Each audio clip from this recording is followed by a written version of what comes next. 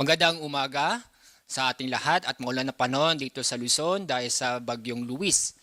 At narito po ang ating update sa binabantay nating si Bagyong Luis. Inyong papansin na maulap na kalangitan at may mga pag-ulan sa malaking bahagi ng Luzon dahil sa Bagyong Luis. Si Bagyong Luis ay malapit po sa bandang east ng Central Luzon. Kasalukuyan nasa layo itong 130 kilometers east-southeast ng Kasiguran, Aurora. Napanatili ang lakas ng hangin ng bagyong ito na umaabot pa rin sa 55 kilometers per hour. Ngayon ay inaasahan natin ito ay magtatagal sa bandang east of Aurora, itong si Bagyong Luis.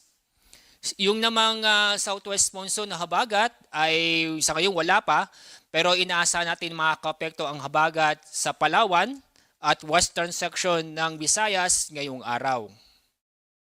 Samantala yung si Bagyong Dolphin, inyong papansin napakalayo ito sa ating bansa kaya walang direktang epekto sa ating panahon ngayon. Kasalukuyan ang layo ni Typhoon Dolphin ay nasa more than 2,800 kilometers east-northeast ng extreme northern Luzon. Ang kanyang lakas ng hangin ay umabot sa 155 kilometers per hour. Inaasahan itong kikilos west-northwestward o generally westward sa bilis na 25 kilometers per hour. Ang kanyang forecast track nitong si Dolphin ay dadaan dito sa may bandang generally westward at dadaan sa may north ng northern boundary ng PAR. At maaari po sa Thursday o Friday na dito na ang Bagyong Dolphin. Ang tanong kung ito ipapasok sa ating PER, sa ngayon mababang tsansa pero hindi natin sinasabi ang posibilidad na pumasok sa PER itong si Bagyong Dolphin. Pero dito muna tayo sa Bagyong Luis. At ito ang ating forecast track ni Bagyong Luis. Ganun pa rin ang giging track niya, recurving ang Bagyong Luis.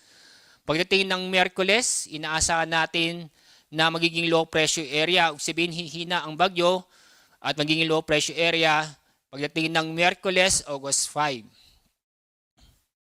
Inyong pansin, dito sa may Northern Luzon, may posibilidad na mag-downfall ang sentro ng Bagyong Luis mamayang gabi o bukas ng madaling araw. Balik po tayo sa satellite ni Bagyong Luis. Isa pang impormasyon na si Bagyong Luis ay tinatawag na naka-sheared. Sabihin ay yung upper part ng bagyo ay nasa bandang kalupaan na, pero yung lower part ng Bagyong Luis ay nandito. So bakit ng ganyan? Dahil malakas pong hangin sa paligid ng bagyo, kaya yung upper part ng bagyo ay nasa bandang kalupaan na, sa bandang Central Luzon, pero yung lower part ng bagyo ay nasa bandang karagatan east of Aurora.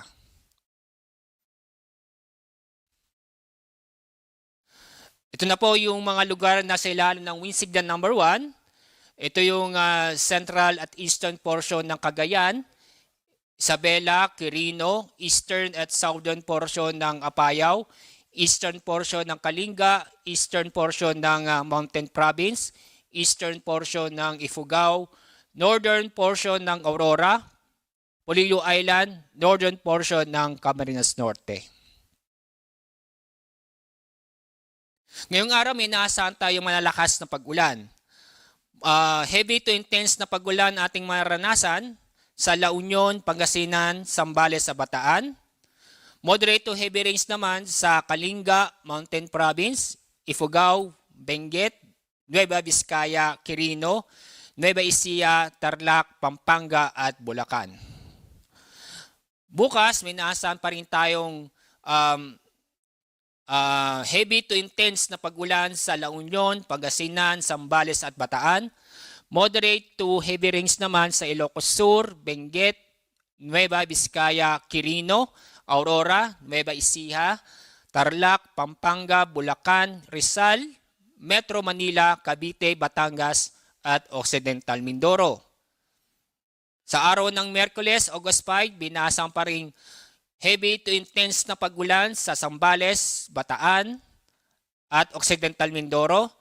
Moderate to heavy rains naman sa La Union, Benguet, Pangasinan, Nueva Ecija, Tarlac, Pampanga, Bulacan, Rizal, Metro Manila, Cavite, Laguna at Batangas.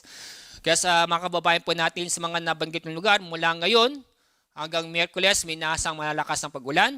Mag-ingat po tayo at maging alerto dahil sa posibilidad na magkaroon ng pagbaha o pagguho ng lupa.